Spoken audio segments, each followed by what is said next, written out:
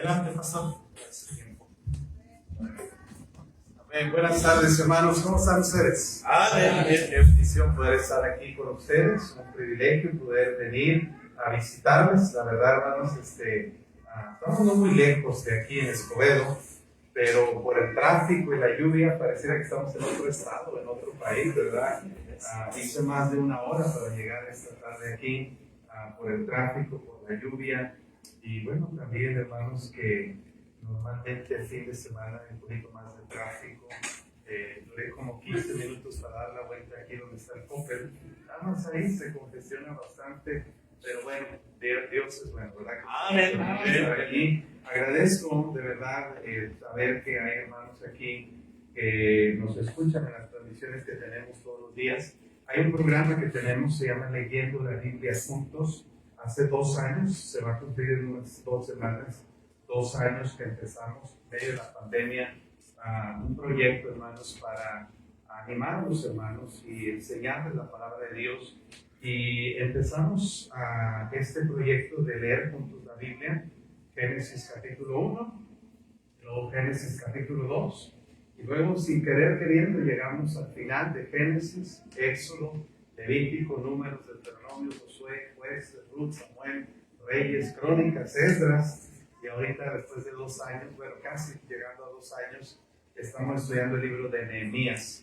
La idea de este programa, hermanos, es entender la Biblia de una manera muy clara, objetiva, sin una connotación, ¿verdad?, religiosa, ni tampoco de una manera que no lo podamos entender. Es algo muy objetivo, muy claro, pero también entendiendo lo que Dios quiere hablarnos en su palabra, es aplicarla y luego ponerla en práctica. Yo les quiero animar, hermanos, si usted no lo ha escuchado, escúchelo esta semana, es de lunes a viernes a las 9 de la mañana. 9 de la mañana, lo puede encontrar por Facebook como Iglesia Bautista Las Torres y en YouTube como Pastor Noé Montelongo. Escúchalo una vez. Sé que él va a aprender algo. Yo le prometo, y ese es mi compromiso, que no vamos a tener ninguna transmisión en que alguien diga, yo ya me lo sabía todo. Nadie sabe todo, ¿verdad? Y bueno, ¿por qué puedo hacerle esa promesa? Porque mi meta es aprender yo algo de cada capítulo y paso algunas horas leyendo, estudiando, meditando, investigando para aprender yo algo, de tal manera que también los que escuchan puedan aprender algo. Entonces, de esa manera, hermanos, creo que puede ayudarnos en nuestro crecimiento espiritual. Si usted puede, háganlo, escúchenlo también los viernes. Ayer viernes, saliendo de aquí, predicamos en el radio, es en la 11:40 AM. Ya tenemos 18 años predicando cada viernes a las 10 de la noche en la estación 11:40 AM. Y ese programa, La Hora del Evangelio, se escucha en todo el país, hermanos. Realmente es una bendición bien grande que el Señor nos permite dar el Evangelio a través de ese ministerio. Y hermano, no es exageración decir que miles y miles de personas han recibido a Cristo como su Salvador en estos 18 años. Cientos de personas han venido a la iglesia a visitarnos y hay, no sé, hermanos, la última vez que conté unos 60 o 65 personas que han llegado a la iglesia de manera directa e indirecta por el ministerio de radio, de La Hora del Evangelio. Entonces, hermanos, hay hermanos que van desde Santa Catarina hasta Escobedo, tardan 2 horas y media en camión para llegar hasta allá. Hay hermanos que vienen desde Juárez, desde Ciudad Juárez o Villa Juárez, desde Guadalupe y llegar por medio del radio. Hay algunos que pasan como 10 iglesias para llegar a nuestra iglesia. Yo les he dicho, hermano, ¿le puedo recomendar una buena iglesia cerca de usted? Dice, no, pastor, ahí Dios nos habló, ahí queremos seguir asistiendo. Y ya tienen algunos años. Entonces, hermanos, gracias a Dios por ese ministerio. Y le comento eso para que usted ore y para que nos ayude también a compartirlo. Usted tiene algún familiar que no es salvo, dígale, escuche este programa. Todos tenemos el radio. Y en el 11:40 AM va a escuchar el mensaje de salvación. Cada semana damos el plan de salvación. Vamos a abrir nuestra Biblia en primera a los Corintios, capítulo 16.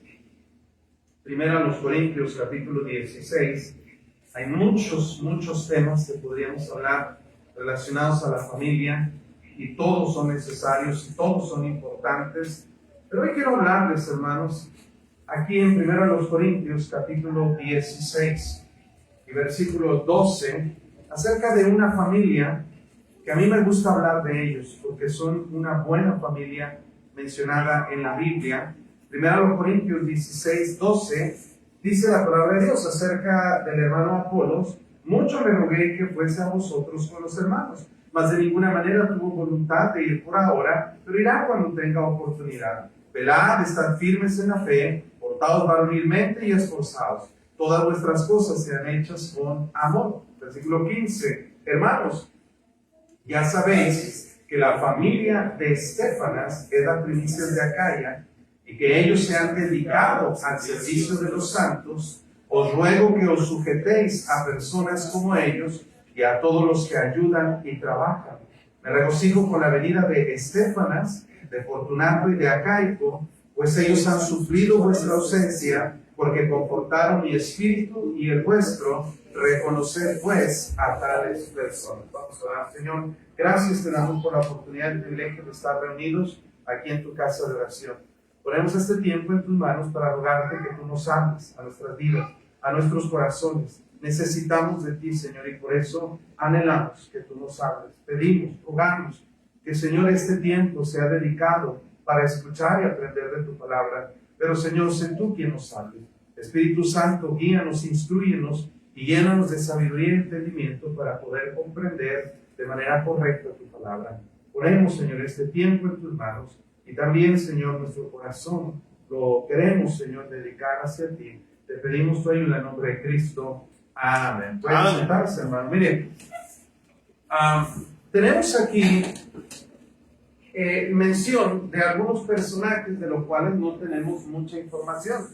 A veces en la Biblia leemos historias de personajes que no llaman mucho la atención porque no escribieron un libro, porque no hay un libro con su nombre, porque no pastorearon una iglesia o porque no hicieron algo que podríamos nosotros considerar como algo trascendente. Pero algo que debemos entender, que todo en la Biblia tiene un propósito.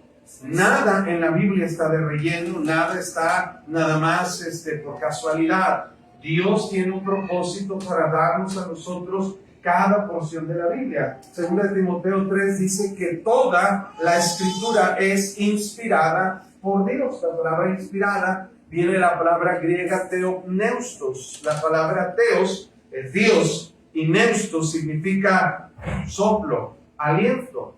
La palabra de Dios viene del aliento de Dios. La palabra inspirado quiere decir que Dios le dio a los escritores de la Biblia cada porción, cada letra, cada palabra que está escrita en la Biblia. El Señor Jesús dijo que ni una letra, ni una tilde, ni una J, dice, ni una tilde. La palabra J viene de la palabra griega iota, que es una pequeña tilde en el alfabeto griego. Y dice Jesús, mira, ni siquiera una iota, un puntito, un signo pequeño en el abecedario que esté en la Biblia, dice la Biblia que quedará sin cumplirse. Todo tiene un propósito. Cuando leemos en la Biblia sobre ciertos personajes, hay algo que Dios quiere darnos.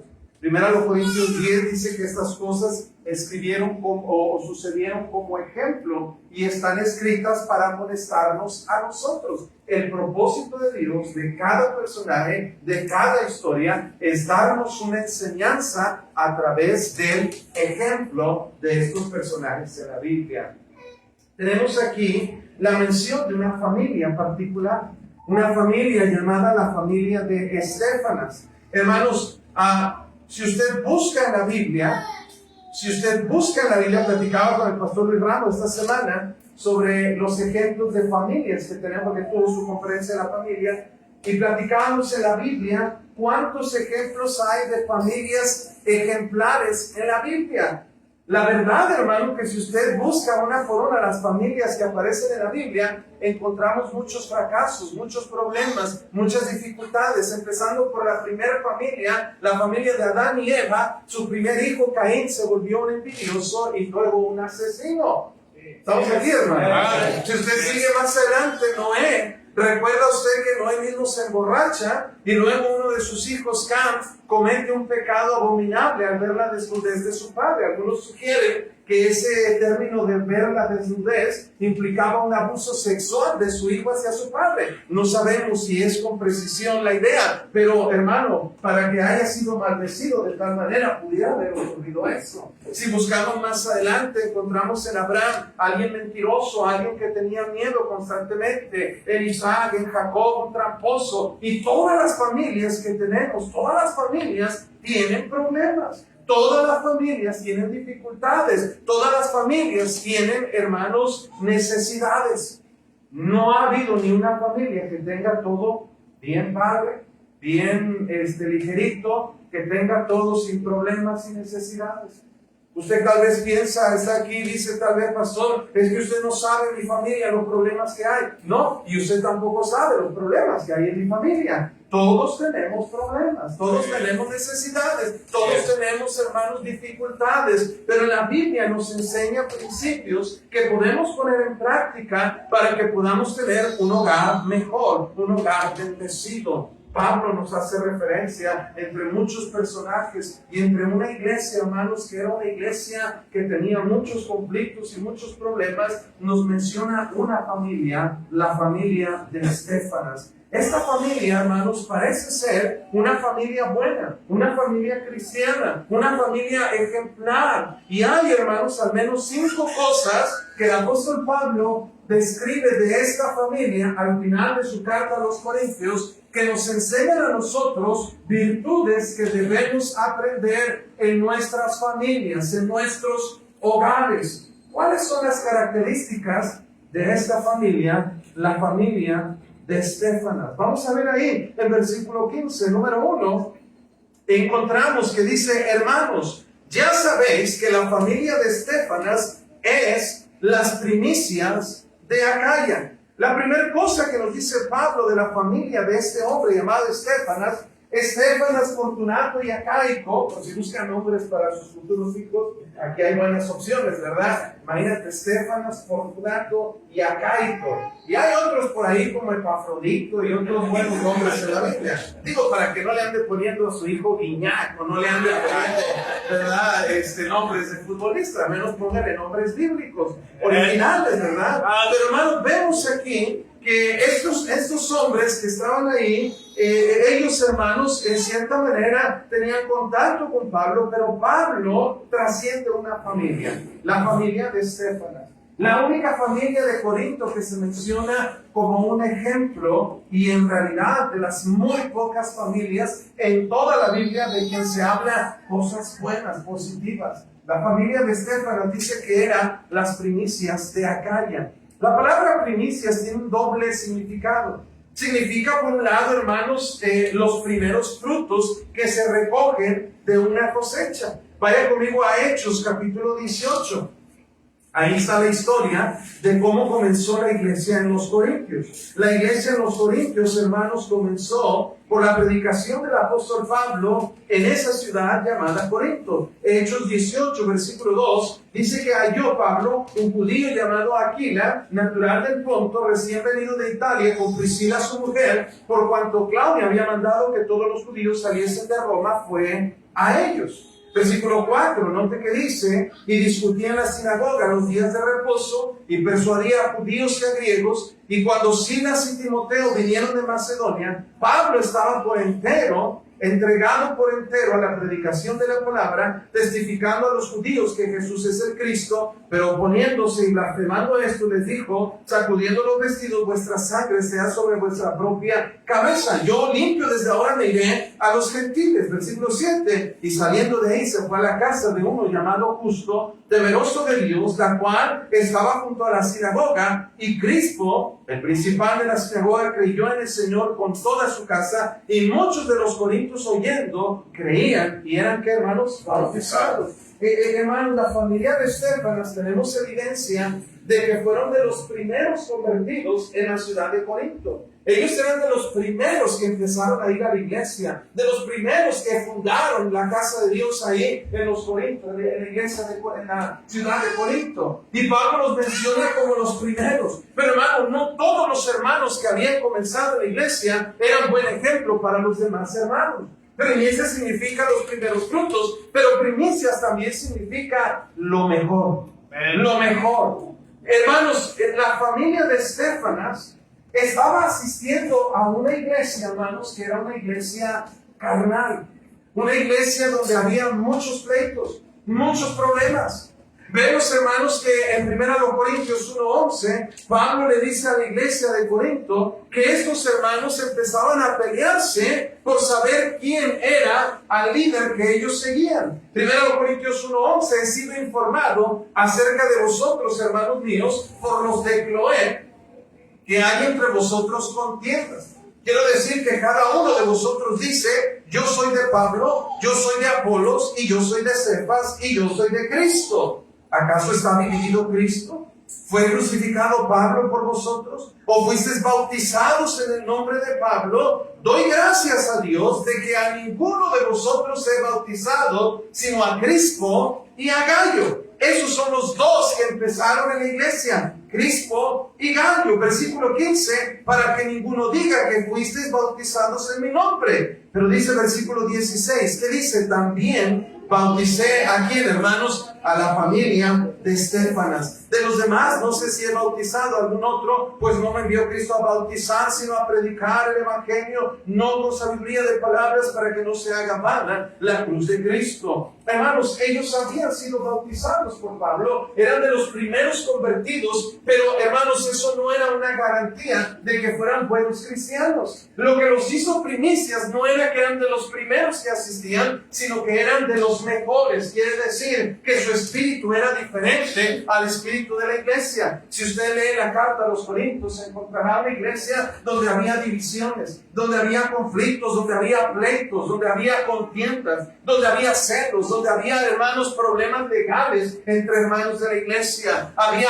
abusos de dones espirituales, había fornicación en la iglesia, pecado gravísimo, de tal manera que uno andaba con la esposa de su propio padre en la iglesia y nadie le decía nada, nadie hacía nada al respecto. En medio de una iglesia carnal, de una iglesia mundana, de una iglesia, hermanos, sin ánimos, de una iglesia sin el poder de Dios, había una familia que eran las primicias de Acaya, las primicias de esa iglesia. Había una familia que decía, bueno, aunque todos critiquen, nosotros no vamos a criticar. Aunque todos no hagan nada, nosotros sí vamos a hacer algo. Aunque nadie quiera ir al culto, nosotros sí vamos a ir, porque somos primicias de esta iglesia. Es decir, hemos de ser ejemplo para otros, hemos de ser buenos cristianos. Necesitamos, hermanos, en la iglesia, en cada iglesia, lo que hace fuerte una iglesia son familias. No puede haber una buena iglesia si no hay buenas familias. Podemos tener mucha gente viniendo y qué bueno, pero necesitamos familias que hagan fuerte la iglesia. Donde haya padres, donde haya madres, donde haya hijos congregados en el nombre del Señor y que sean primicias para nuestro Dios, que sean lo mejor, que sean dedicados, que sean entregados, que sean esforzados para la obra de Dios. La primera cosa que vemos de esta familia, que eran primicias de Acaya. La segunda cosa, ve ahí conmigo en versículo 15, Pablo dice, hermanos, ya sabéis que la familia de Estéfanas es las primicias de Acaya, pero note esto, y que ellos se han, ¿qué, hermanos? Dedicado ¿a qué? Al servicio de los santos. Es interesante que esta familia tenía una prioridad en su vida. Cuando tú le preguntas a alguien a qué se dedica, normalmente esa persona te va a decir cuál es su actividad preponderante económicamente hablando. Es decir, tal vez usted le dice a alguien a qué te dedicas y te va a decir soy albañil, o te va a decir soy pintor, o soy comerciante, o soy carpintero, o soy, no sé, hermano, te va a decir alguna actividad que él realiza. Yo me dedico a esto es lo que hago principalmente. Pero hermanos, nosotros no sabemos, el hermano Estefanas ni su familia, en qué trabajaban. No sabemos cuál era su actividad económica preponderante. Pero sí sabemos, el apóstol Pablo, que espiritualmente ellos se habían dedicado a una cosa, al servicio de los santos. ¿Cómo necesitamos en la iglesia familias que se dediquen a servir? Hay muchas familias que se dedican a causar problemas. Hay muchas familias que se dedican a criticar, a causar divisiones, que se dedican, hermanos, a hacer cosas malas para desanimar a otros. Pero no hay muchas familias que se dediquen al servicio de los santos. ¿Cómo necesitamos familias, como la familia Estefanas, que se dediquen a servir a otros? Miren conmigo en Mateo capítulo 20. Mateo capítulo 20. El Señor Jesucristo estaba hablando con sus discípulos. Ellos estaban peleando quién iba a ser el jefe, quién era el más importante, quién iba a ser el más grande. Y Jesús les enseña una lección grande de vida que nosotros debemos aprender. Mateo 20:25. Mateo 20:25. Jesús, llamándolos, dijo: sabéis que los gobernantes de las naciones se enseñorean de ellas, y los que son grandes ejercen sobre ellas potestad. Pero dice: mas entre vosotros no será así, sino que el que quiera hacerse grande entre vosotros será vuestro ¿qué? Y el que quiera ser el primero entre vosotros será vuestro siervo. Como el Hijo del Hombre no vino para ser servido, sino para servir y para dar su vida en rescate por muchos. Oh, mis hermanos, en el mundo las cosas parecen ser totalmente opuestas que en la vida cristiana. Hay lo que nosotros llamamos paradojas de la vida cristiana. Quiere decir cosas que son al revés de lo que deberían ser.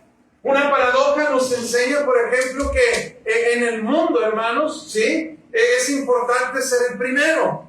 Pero en las cosas de Dios, los primeros serán ¿qué? Los últimos, y los últimos serán ¿qué? Primeros. En las cosas de Dios, hermano, más bienaventurado es dar que recibir. Diferente que el mundo, opuesto que en el mundo. En las cosas de Dios, el que se humilla será enaltecido, y el que se enaltece será ¿qué? Humillado. Hermano, parece ser que la filosofía de Dios es totalmente opuesta a la filosofía del mundo. Pero no es que las cosas de Dios sean al revés, es que las cosas del mundo se han pervertido y se han enseñado de una manera opuesta a lo que enseña la palabra de Dios. Y hermano, en el mundo, la grandeza, el éxito que la gente busca es tener poder, tener influencia, tener dinero y mandar a otros y tener y ser mejor, dicen ellos, ser alguien, superarse y tener éxito en la vida. Eso le llama la gente al éxito. Pero en las cosas de Dios es totalmente diferente. Ante los ojos de Dios, la verdadera grandeza no está en el que manda, el que controla, el que gobierna. La verdadera grandeza está en el que sirve. Oh, hermanos, y Jesús nos dio ejemplo de ello. El privilegio más grande que alguien debería deleitarse no es en ser jefe y mandar a todos, sino en ser siervo y servir a otros. ¿Sabe que eso no está en nuestra naturaleza humana? A nadie nos gusta servir. A nadie nos gusta, hermanos, ayudar a otros. A nadie nos gusta ceder nuestro lugar. A nadie nos gusta ser siervos.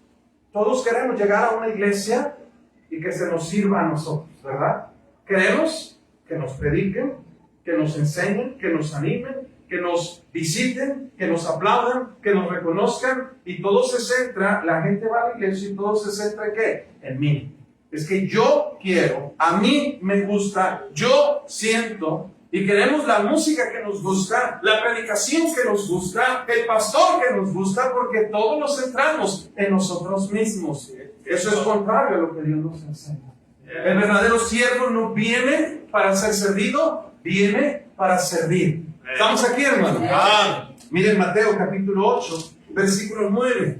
Un verdadero siervo no busca su propio beneficio. Un verdadero siervo aprende a obedecer y a someterse a la autoridad de Dios. Mateo 8:9, viene un centurión con Jesús y le dice que su siervo está enfermo. Jesús le dice al centurión: bueno, vamos a tu casa y yo lo sanaré. La Biblia dice que el centurión le dice: no, Señor, yo no soy digno que vengas bajo mi techo. Y le dice: tú nada más di la palabra y mi siervo sanará. Y luego está este versículo, porque también dice: yo soy hombre ¿Bajo qué? Autoridad. Y tengo bajo mis órdenes soldados. Y digo a este, ve y va. Y al otro, ve y viene. Y a mi siervo, haz esto y lo hace. La vida cristiana se trata, hermanos, de servir, no de ser servidos. Debemos nosotros aprender que nuestro enfoque debe estar en servir a Dios. Eso es lo más importante. ¿Y qué es servir a Dios? Simplemente es obedecerle. Si Dios manda algo, le digo a mi siervo, haz esto, y que dice, lo hace. Un verdadero siervo aprende a obedecer. Si Dios dice, no dejes de congregarte, el que quiere servir a Dios no deja de congregarse, es ir a la iglesia. Si Dios dice, hermano, que debemos predicar el evangelio, el verdadero siervo obedece, no cuestiona, no busca excusas. El verdadero siervo es alguien que obedece. ¿Es usted un verdadero siervo de Dios? ¿Guía a su familia como la familia de Estéfanas a dedicarse al servicio de otros? No nos gusta obedecer. No nos gusta obedecer. La Biblia dice obedecer a vuestros pastores que os hablaron la palabra de Dios. No nos gusta obedecer. El pastor dice, hermanos, vengan a tal conferencia, a tal fecha, y la gente no viene. Parece que les decimos, no vengan, ni se les ocurra venir. ¿Por qué? Porque hacen todo lo opuesto a lo que les decimos. Bueno, al menos ahí en escuela, aquí yo creo que no, ¿verdad? Pero miren Lucas 17:7. Un verdadero siervo, hermanos, no busca reconocimiento, no busca aplausos ni gratitud, solamente busca hacer el bien que Dios demanda. Lucas 17:7. ¿Quién de vosotros, Lucas 17, versículo 7, por favor? ¿Quién de vosotros, teniendo un siervo que ara o apacienta ganado, al volver del campo luego le dice, pasa, siéntate a la mesa? No le dice más bien, prepárame la cena, ciñete y sírveme hasta que haya comido y bebido, y después de esto come y bebe tú. ¿Acaso da gracias al siervo porque hizo lo que se le había mandado? Pienso que no. Así también vosotros, cuando hayáis hecho todo lo que os ha sido ordenado, decid, siervos inútiles somos, porque lo que debíamos de hacer, ¿qué dice? Hicimos. Note, hermanos, que la palabra de Dios nos enseña aquí que una característica de un siervo no busca reconocimiento, no busca aplausos, no busca, hermanos, posición o autoridad. Solo lo que busca es el placer de hacer lo que tiene que hacer. El placer de servir y agradar a su amo. Nuestro amo es Dios, hermano, y Él quiere que le sirvamos. Y la manera de servir a Dios es sirviendo a otros. Una verdadera iglesia, hermano, va a ser fuerte cuando tiene familias como la de Estéfanas, que son primicias y que se dedican al servicio de los santos. Que se dedican, hermanos, a echarle ganas, que se dedican a vivir y servir a otros. Tremendo, ¿verdad, hermanos? Buena familia. Pero hay una tercera cualidad de esta familia. Primero a los Corintios 16:16 nos dice, os ruego que os sujetéis a personas como ellos y a todos los que, ¿qué dice, hermanos? Ayudan. Note esa palabra, ayudar. Ayudar viene la palabra griega sunergeo. Sunergeo, hermanos, se podría traducir literalmente como cooperar, participar activamente en un asunto. La palabra sunergeo también, hermanos, significa alguien que coopera activamente para lograr un resultado, alguien que junta esfuerzo. Vamos a suponer, hermanos, que yo quiero mover esta bocina y yo quiero mover la bocina para acá, para arriba, de este lado. No lo voy a hacer porque no sé qué pesada esté, amén. Pero vamos a decir que yo quiero mover esta bocina. Usted puede imaginarse que aunque me ve fuerte y me ve bien grande, ¿verdad? Probablemente yo no pueda solo con esa bocina. No puedo. ¿Me está siguiendo? Sí. Pero sunergeo es cuando alguien me ve batallando con esa bocina y que estoy tratando de levantarla y no puede, y sin que le diga nada, y sin que se le pida nada, solito viene y me ayuda. Entre los dos, a lo mejor podemos moverla un poquito. Pero se añade alguien más, y entre tres podemos levantarla y podemos ponerla donde queremos ponerla. Eso significa ayudar. Sunergeo, cooperar. Significa unir esfuerzos para lograr un resultado. Mis queridos hermanos, todos queremos una iglesia que sea una buena iglesia. Todos queremos una iglesia con sana doctrina. Todos queremos una iglesia con buena música. Todos queremos una iglesia donde hay un buen espíritu. Todos queremos una iglesia con un buen edificio. ¿Se imagina qué bonito sería poner unos ministerios aquí en la iglesia? Sería tremendo, ¿verdad, hermano? Todos queremos una iglesia bonita, una iglesia cómoda, una iglesia ejemplar. Pero no todos queremos ayudar a lograr ese resultado. Imagínense que todos queramos que esta bocina esté volteada para allá y no se escucha. Pastor, esa bocina no se escucha, debería estar volteada para acá. Todos queremos escuchar, pero nadie quiere ayudar. Y muchas veces eso pasa en la iglesia. Todos queremos un pastor que nos visite, que nos aconseje, un pastor que limpie los pisos, que arregle las puertas, que arregle las ventanas, que esté al pendiente de nosotros, que esté trabajando, que esté esforzándose, pero no queremos ayudar para lograr resultados. Su energeo, hermanos, tiene un poder grande. Allá en Deuteronomio la Biblia dice, además para que lo sepan, el principio de la sinergia. Sinergia quiere decir que cuando dos personas se unen, logran un mejor resultado. Sinergia es lo que Dios dice en Deuteronomio 32:30, cuando dice, ¿cómo podría perseguir uno? Escucha perseguir uno a 1000. ¿Sí? 1 a 1000. Pero luego dice, y 2 hacer huir. ¿Qué sería lo lógico que sigue? Si uno puede hacer huir a 1000, ¿qué sería lo lógico que 2 puedan hacer huir a cuántos? ¿Cuántos? Si saben sumar, ¿verdad? Pero no dice 2000 la Biblia. Dice, 2 de vosotros perseguirían y harían huir a 10,000. Caray, Señor, como que ahí no le hiciste bien el cálculo. ¿Será que Dios se equivocó? 1 haría huir a 1000 y 2 harían huir a 10,000. ¿Alguien me puede explicar esa matemática? ¿Cómo podemos nosotros sumar 1 más 1 igual a 1000 y 2 igual a 10,000? No suena lógico. Pero Dios dice, el resultado es, porque su roca, dice la Biblia, porque Dios está ahí. Cuando Dios ve a 2 personas unidas para lograr un mismo objetivo, Dios reconoce y Dios ayuda ese proyecto que se quiere realizar. Oh, hermanos, la familia de Estéfanas no se sentaban a esperar que otros hicieran. Era una familia que estaba dispuesta a ayudar. Cuando se requería algo en la iglesia, eran los primeros que estaban dispuestos a ayudar.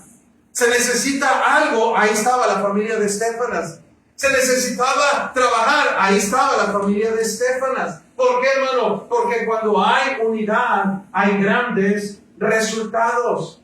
Ser solidarios, ser ayudantes. Necesitamos familias en la iglesia que ayuden. Todos queremos los beneficios de una buena iglesia, pero nadie queremos ayudar. ¿Sí me está siguiendo, hermano? La familia de Estéfanas no fue así. La familia se dedicó a hacer, eran primicias, se dedicaron al servicio de los santos, pero era una familia que ayudaba. Y hay una cuarta cosa que esta familia hacía. Dice, reconocer, dice, os ruego que os sujetéis a personas como ellos y a todos los que ayudan y trabajan. ¿Cómo, hermanos? Otra gran característica de esta familia era una familia que no solo estaba dispuesta a ayudar, pero también estaba dispuesta a trabajar. ¿Qué significa trabajar? Yo sé que algunos no entienden el término, ¿verdad? Pero trabajar viene la palabra griega odiao, que significa cansarse, estar fatigado por algo. Amén, hermanos. Fíjense, hermanos, ellos no simplemente ayudaban, colaboraban. No, ellos se esforzaban en trabajar hasta que terminaban cansados. Copiado, hermano, aparece en Juan 4:6, cuando dice que Jesús llegó al pozo de Jacob y Jesús dice, cansado del camino, se sentó así junto al pozo. Hermano, cansado quiere decir ya no tengo fuerzas para hacer más. He llegado hasta el límite, hasta donde puedo hacer y me cansé. ¿Alguien de ustedes, me imagino que le ha pasado que trabaja en alguna actividad física y llega a punto, hermano, que está trabajando tanto que se cansa y dice, ya no puedo más, ya me cansé, hasta aquí llego hoy? ¿Le ha pasado? A mí me ha pasado. Sí, hermano, normalmente a los 10 minutos de levantarme me pasa nada más. Pero sabe, hermano, cansarse. Fíjese, cuando yo estaba en mi último año del Instituto Bíblico, yo me quería casar, pero no tenía dinero. Yo no sé quién dijo que para casarse es necesario dinero, ¿verdad? Pero bueno, quieres hacer fiesta, y la novia quiere hacer fiesta. Bueno, yo trabajaba, era velador en la iglesia. Velador no es que estaba cuidando, velador es que se ponía a limpiar, barrer, trapear todos los salones de la iglesia, de la escuela y del instituto, hermanos. Y no nos pagaban, solamente nos daban beca de no pagar colegiaturas. Trabajaba de noche. Y luego trabajaba en la escuela, hermanos, también, en la escuela cristiana. Pero también entré, hermanos, trabajaba de velador un día sí y un día no. Y encontré un trabajo donde podía estar en la construcción en las noches, donde no velaba. Yo me sentía súper mal. Dije, no, hombre, con 2 semanas que trabaje así, sin pagar colegiatura y en este proyecto de construcción y trabajando en la escuela, pues voy a juntar mucho dinero. Yo dije, no necesito dormir. Con media hora que duerma, con 1 hora que duerma es suficiente. Y pasó un día, hermanos, y yo bien feliz. Y yo bien poderoso, ¿verdad? Y pasaron 2 días y el tercer día, ¡pum!, me caí desmayado. Yo no sé qué pasó, pero me quedé inconsciente. Y desperté, yo estaba ya en la iglesia, en el instituto, estaba ya acostado en mi cama y yo no sé qué pasó ni cómo llegué ahí, pero sabe que sí supe que estaba cansado. Hermanos, pocas veces uno llega a ese extremo. El asunto es, hermanos, que si queremos lograr algo, tenemos que trabajar para alcanzarlo. Y hay mucha gente que se cansa y se esfuerza para lograr sus objetivos. Y es bueno hacerlo. ¿Quieres comprarte un carrito, hermano? Échale ganas, trabájale, esfuérzate, ahorra. Y mira, puedes juntar suficiente para comprarte un carrito. Y qué bendición cuando puedes hacerlo. Amén, hermano. No critiques a alguien que lo logra. Tú esfuérzate, trabaja y hazlo. Y trabajamos, hermanos, cuando queremos comprarnos una casita, ¿verdad? Mire, hermano, qué bendición cuando ya sacas tu crédito y te empiezan a descontar, pero sabes que es tu casa. Vas a tardar 30 años para pagarla, pero ya sabes que va a ser tuya un día. Y te esfuerzas, te cansas para lograr tus metas, tus objetivos. Pero el problema es que muchas veces, hermanos, nos esforzamos para las cosas terrenales y materiales, pero para las cosas espirituales no nos esforzamos nada. Jesús dijo estas palabras en Juan 6:27. Hey, trabajar. Es un mandamiento de Dios, trabajar. Amén. Juan 6:27. Mire conmigo, Juan 6:27. Jesús dice, trabajen. ¿Ya lo tiene? Trabajar. Pero mire lo que dice Jesús. No por la comida que perece, sino por la comida que a vida eterna permanece, la cual el Hijo del Hombre os dará, porque a este señaló Dios el Padre. Dios dice, mira, así como trabajas para comprarte una hamburguesa y comprarte, mire hermano, fíjese usted, a mí me gusta el Carl's Jr., por ejemplo. Carl's Jr. Tiene un combo de Superstar, que es mi favorita, y vale 185 pesos. 185 pesos la hamburguesa, con un refresco. Yo no tomo refresco, pero hay agua o té y papas fritas. 180, si lo cambias a Cristo, son 29 pesos más y te sale ya más de 200 pesos. ¿Ok? Imagínate, hermano, cuánto tiempo necesito trabajar para poder comprarme una hamburguesa como esa. ¿Verdad, hermanos? Depende de mi salario, pero algunas personas 1 hora o 2 horas o todo un día. Y traerlas 7, 8 horas trabajando para ir a comprarte una hamburguesa y te la echas en 5 minutos. ¿Estamos aquí, hermano? Ahora, no quiero sonar grotesco ni maleducado, pero al ratito vas al sanitario y ahí van tus 200 pesos. ¿Sí me estás siguiendo? O sea, y ahí terminó la historia de los 200 pesos. ¿Me estás siguiendo? Sí, es. Ahora, siendo realistas, si nos esforzáramos más por las cosas de Dios, esas cosas son eternas. Esas cosas no perecen. Esas cosas no salen de nuestro organismo, porque las cosas de Dios son eternas, hermano. Amén. Pero muy pocos cristianos trabajan al punto de cansarse y gastarse para las cosas de Dios. Mire, hermano, a mí me sorprende cómo hoy hay un partido de fútbol, ¿verdad? Por eso no vinieron algunos, yo creo. Hoy juegan los Tigres y los Rayados. Semifinal. ¿Y sabe qué, hermano? Ir al estadio. Yo nunca había ido al estadio, pero recientemente me invitaron a ir al estadio. Y yo vi, hermanos, lo que cuesta un boleto de ir al estadio. No lo pagué, pero vi cuánto cuesta. Y luego van al estadio, hermanos, y compran cervezas y cervezas. Y cada vez quién sabe cuánto cueste, pero cuestan bien caros. Unas papitas, 100 pesos. Una pizzita, 100 pesos. Y ahí está la gente, come y come, gaste y gaste. Y se gastan mucho de su dinero, de lo que ganaron en la semana, en un partido de fútbol.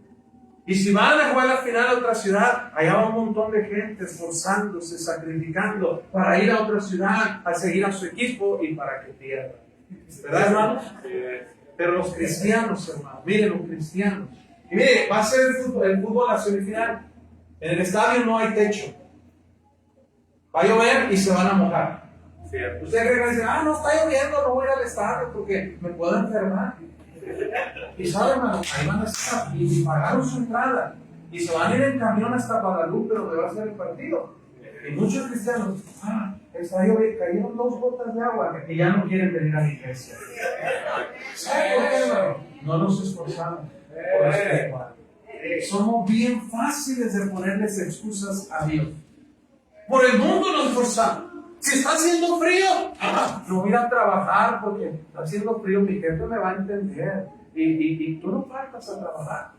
Porque faltar a trabajar te cuesta. Dejas de ganar 100, 200, 300 pesos lo que te paguen el día. Pierdes bonos, pierdes esto, pierdes lo otro, hermano. Y tú dices, no, llueve, truene, relampaguee, caiga nieve, lo que sea. Tengo que ir a trabajar. ¿Por qué? Porque le das importancia a lo material. ¿Pero por qué? Y eso es bueno. Pero porque en lo espiritual ponemos tantas excusas y tenemos tantos problemas para que gente trabaje en la obra de Dios, para que gente se esfuerce. No queremos hacer nada para Dios. No queremos soportar una pequeña lluvia. No queremos soportar que baje un poquito la temperatura. No queremos soportar levantarnos temprano el domingo porque es el único día que descansamos. No queremos trabajar nada. La familia de Estefanas fue una familia que trabajó, se cansó para el Señor. Miren, hermanos, ellos eran los primeros que llegaban a la iglesia y eran los últimos que se iban.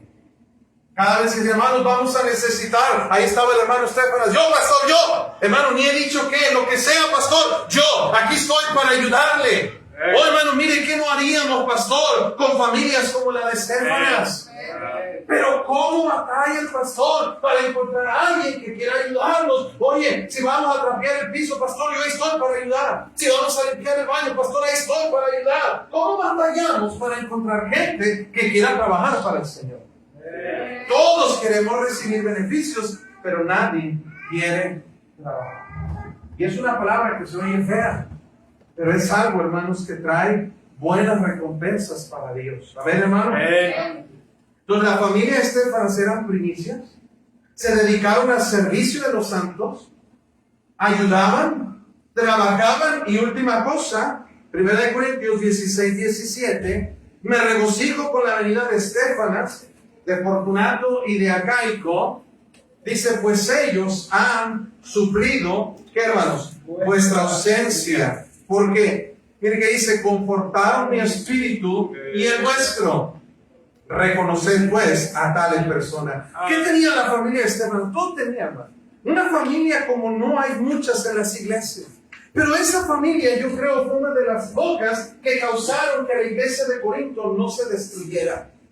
Porque había familias como esta que son ejemplos para nosotros. Primicias, se dedicaron al servicio de los santos, ayudaban, trabajaban, pero esto significa que ellos también tenían un corazón generoso a la obra de Dios. La palabra ahí dice, me regocijo por la venida de Fortunato, de Estéfano, Fortunato y Acaico, pues ellos han suplido vuestra ausencia. La palabra ausencia viene del griego hausterema, que significa pobreza o limitación económica. Pablo había varias veces, hermanos, exhortado a la iglesia de Corinto a que ellos ayudaran a la obra de Dios, financiaran la obra de Dios y que ellos, hermanos, apoyaran a los siervos de Dios. Pero ellos no quisieron ayudar a Pablo. Lo criticaban por el contrario. Y Pablo dice, todos en la iglesia fueron ausentes en apoyarme a mí y a la obra misionera. Pero la venida de Fortunato, Acaico y Estéfanos suplieron vuestra ausencia. Ellos hicieron lo que ustedes no quisieron hacer. Y dice la Biblia, porque ellos confortaron mi espíritu. La palabra confortar viene del griego anapleró, que significa suplir o proveer una necesidad económica. Pablo está usando un lenguaje muy apropiado para decir, esta familia de Estéfanas estuvieron apoyándome, estuvieron financiando, estuvieron dando para la obra de Dios. Oh, hermano, todos queremos una iglesia bien bonita, una iglesia grande, pero no queremos pagar el precio que implica que la iglesia crezca. Si necesitamos, hermanos, que la iglesia crezca, se necesita gente que esté, hermanos, ahí lista para hacer primicias, para servir, dedicarse al servicio, para ayudar, para trabajar, pero también para aportar. Ahí es donde nadie dice amén, nunca. ¿Por qué, hermano? ¿Por qué no nos gusta? No queremos pagar el precio. No queremos dar para la obra de Dios. Se necesita un transporte, pues vamos a entrarle. Mira, hubo reparto de utilidades, voy a dar un porcentaje para la obra de Dios, para que se haga una camioneta, para traer gente a la iglesia. No nos gusta eso. Digo, me gustaría que fueran por mí a mi casa a traerme a la iglesia todos los domingos, pero a mí no me gustaría dar para la gasolina de esa camioneta. ¿Me está siguiendo, hermano? El apóstol Pablo reconoció a esta familia por un propósito. Tenían un corazón, una actitud y tenían una dedicación a la obra de Dios como no encontramos otra familia en toda la iglesia. Necesitamos, hermanos, en cada iglesia familias como la de Estéfanas. ¿Qué se necesita? Una determinación de un hombre de familia que diga, bueno, pues a lo mejor yo no puedo ser un pastor, no puedo ser un misionero, tal vez no puedo ser un evangelista, pero puedo ser un Estéfanas en la iglesia. Puedo ser alguien que sirva, que ayude, que trabaje, que sea primicias, tenga buen testimonio y que esté al lado del pastor para ayudar en lo que se necesite. Eso sí puedo hacerlo. Pero es donde decimos, pues así que chiste, ¿verdad? Queremos que otros hagan, pero no queremos ser los que hagan. Hermanos, necesitamos familias como la de Estéfanas. Familias que sean primicias, que se dedican al servicio de los santos, que ayudan, que trabajan y que dan. 5 características de una familia que se necesita en cada iglesia. Yo le digo a los hermanos de nuestra iglesia, cuando prediqué este mensaje, si yo tuviera en esta iglesia unas 2 o 3 familias como la de Estéfanas, ¿qué cosas no podríamos hacer para la gloria de Dios? Prediqué ese mensaje hace años y Dios nos ha dado en nuestra iglesia muchas familias como esta familia. No hace mucho, hermanos, una hermana de nuestra iglesia cayó enferma por tanto que hace en la obra de Dios. Yo tuve que ir a decirle al hermano, diga a la esposa que se cambie, hermano. Es bien chambeadora, bien trabajadora, bien, que tengas como pastor que decirle a mi hermana, que mi hermana se me va a enfermar y luego ¿qué voy a hacer yo? Pero una hermana entregada a la obra de Dios, junto con su esposa, no sola. ¿Cómo son de bendición las familias? ¿Cómo hace Dios bendecir una iglesia? Pero ¿sabes qué es lo que más desanima a un pastor, hermano? Que nadie quiere participar en el ministerio.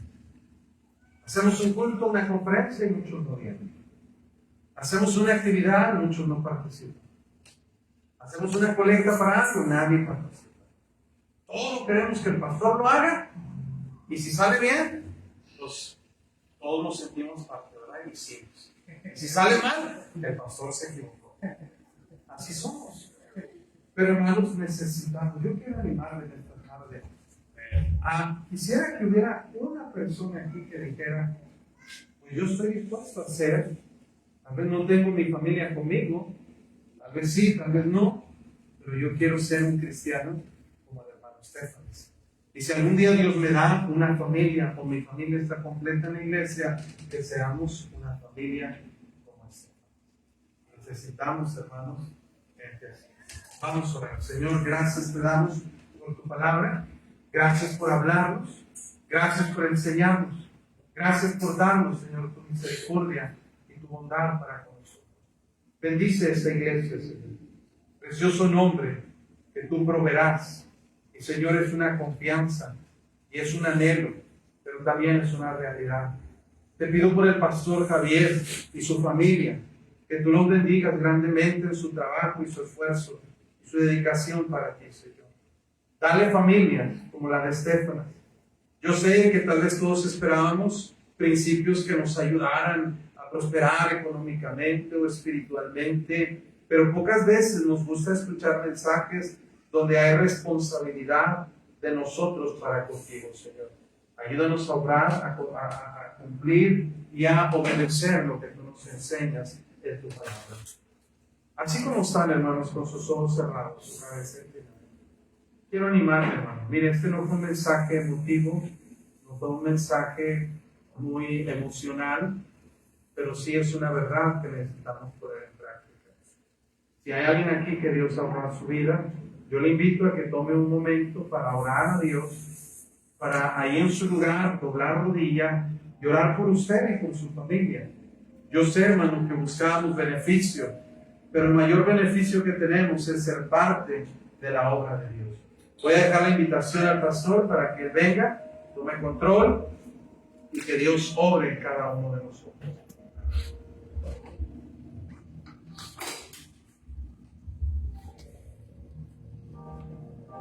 Si Dios ha hablado en su vida, yo le invito a que doble sus rodillas, haga de su silla un altar, acérquese a Dios. Yo creo que todos nosotros, yo creo que no hay nadie que Dios no haya hablado en esta tarde. El mensaje ha sido más que claro, evidente y nos ha confrontado, nos ha retado. Necesitamos familias que estén comprometidas. Necesitamos familias que sean primicias. Necesitamos familias que estén entregadas al servicio. Necesitamos familias que estén dispuestas a trabajar. Necesitamos familias que estén dispuestas a ser fieles al Señor. Si Dios ha hablado a su vida, yo le invito, ¿por qué no dobla su rodilla? ¿Por qué no dice, yo quiero ser esa familia? Quiero ser esa familia. Yo quiero estar comprometido, no con el pastor, sino con Dios. Y si usted se compromete con Dios, yo sé que usted se compromete con la iglesia, en participar, en ser un colaborador. No hay mejor cosa que familias que estén entregadas al servicio de Dios. El mensaje ha sido claro, que Dios obra en nuestros corazones. No deseche este mensaje. Este mensaje es valioso. Este mensaje ha sido dado con todo el corazón. Dios ha hablado en nuestras vidas. Por favor, no se vaya a casa haciendo una muralla en su corazón y diga, pues yo seguiré siendo como soy. Yo haré lo que pueda. Todos podemos dar más allá de nuestras fuerzas. Que Dios nos ayude a cada uno de nosotros, amados hermanos. Pero en esta tarde también quiero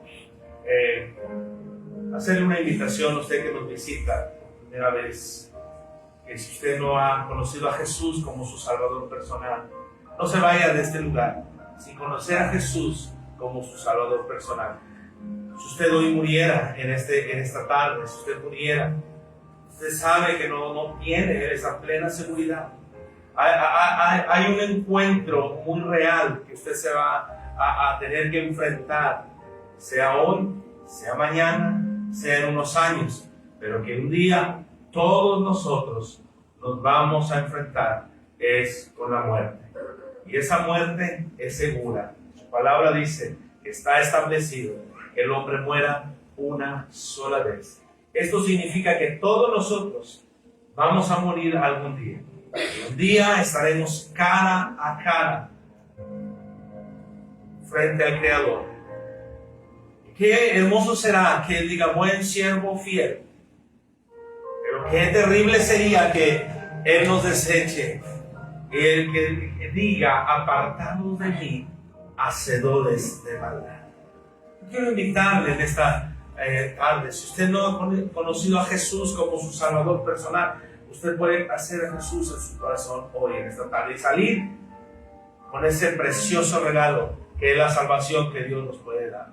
Necesitamos reconocer que somos pecadores.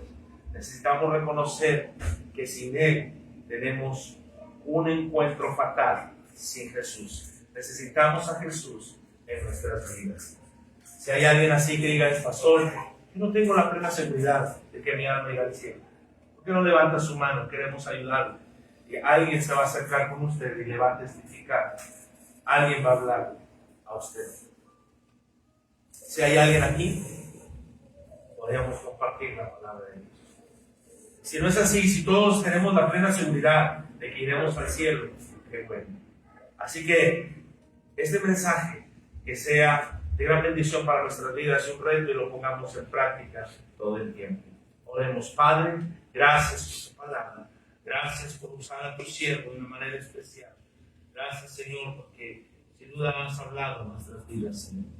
Suplicamos, Padre, que perdones primeramente todas nuestras faltas. Muchas veces, Padre, creemos que estamos bien y que hacemos bien cuando en realidad no estamos haciendo bien, Señor. Ayúdanos, por favor, Señor, a atesorar este mensaje. Ayúdanos, Padre, a valorar y a practicar tu palabra, Señor. Gracias, Padre, por este mensaje. En tus manos quedamos en Cristo Jesús. Amén y amén.